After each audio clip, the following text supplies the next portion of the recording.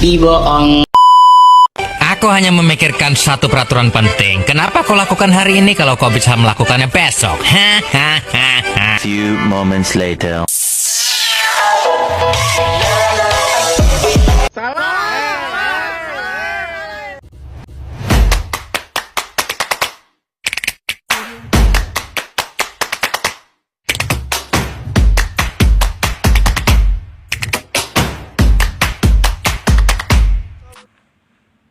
Assalamualaikum warahmatullahi wabarakatuh. Perkenalkan, nama saya Jennifer Randi.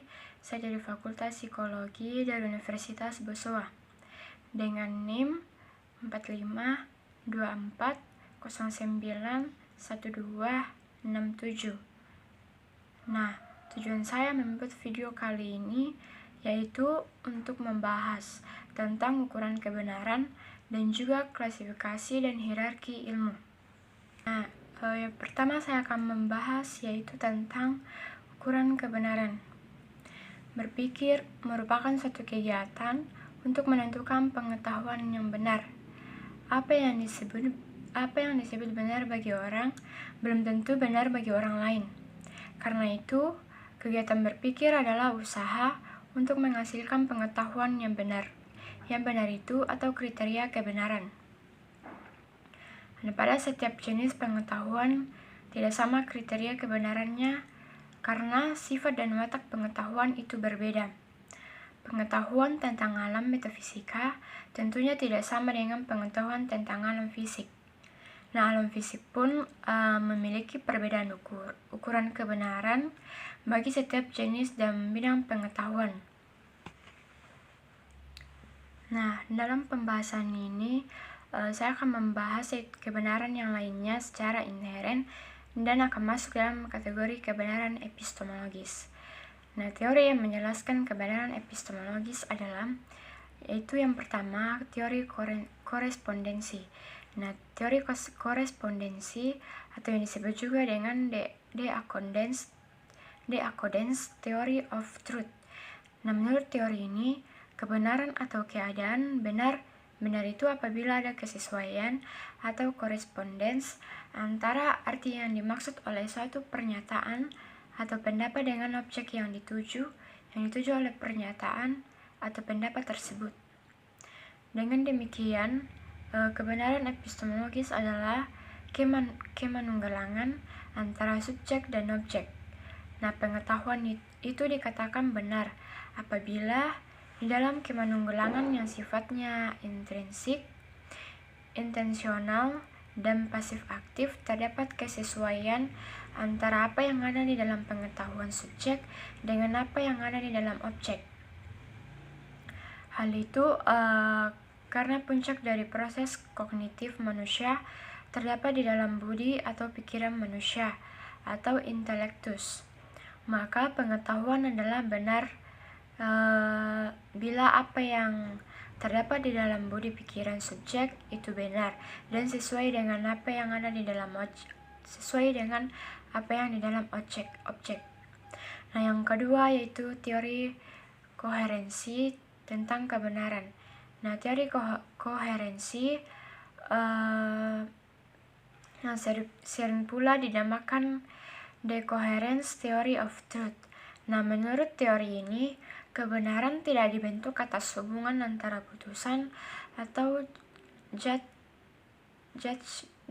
judgment.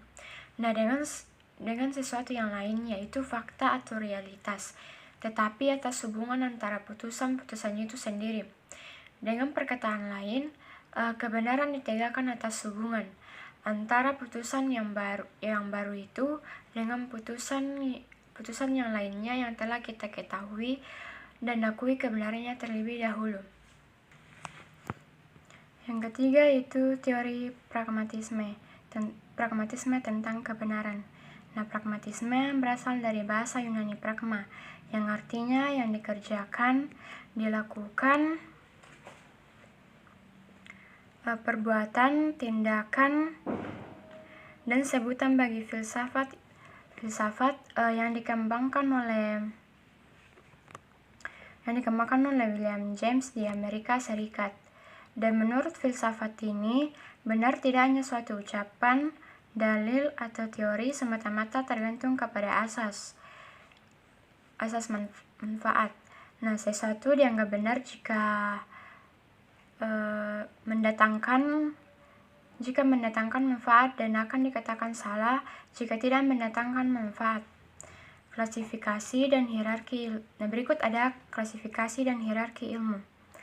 Nah, secara umum ada 3 basis yang sangat mendasar dalam menyusun secara hierarki ilmu, yaitu yang pertama yaitu metodologis, ontologis, dan etis. Nah, hampir ketiga kriteria ini dipakai dan diterima oleh para ilmuwan muslim sesudahnya membuat klasifikasi ilmu-ilmu.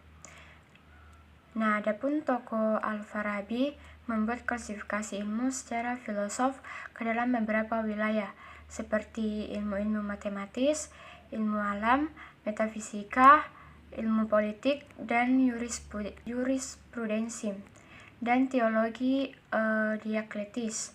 Nah, beliau memberi perincian ilmu-ilmu religius dalam bentuk kalam sanfiki langsung mengikuti perincian ilmu-ilmu filosof, yakni matematika, ilmu alam, fisika, dan ilmu politik.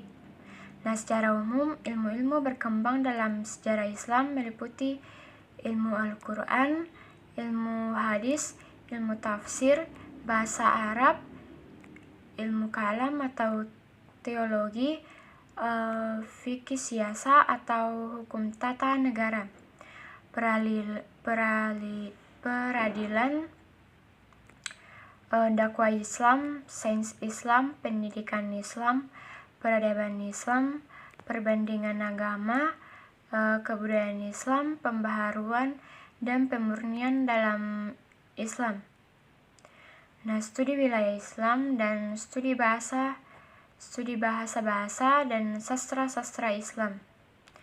Nah, ilmu itu kemudian berkembang dan memiliki cabang masing-masing. Nah, sekian penjelasan saya tentang ukuran kebenaran dan klasifikasi dan hierarki ilmu. Semoga dengan adanya video ini bisa membantu teman-teman. Saya ucapkan terima kasih atas perhatian dan telah menonton video ini. Assalamualaikum warahmatullahi wabarakatuh.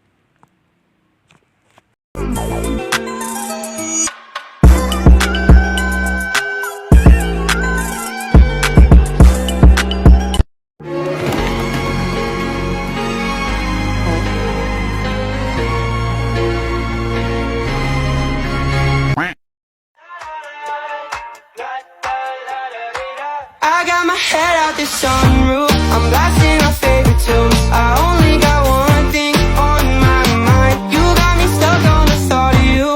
You're making me feel brand new. You're more than a sunshine in my eyes. You got those pretty eyes in your head, you know it. You got me dancing in my bed, so let me show it. You are exactly what I want, kinda cool and kinda not. Wanna give myself to you. Yeah, we're driving down the freeway at night. I only got one thing in the back of my mind. I'm feeling like this might be my time to shine with you, with you, with you. I got my head out the sun.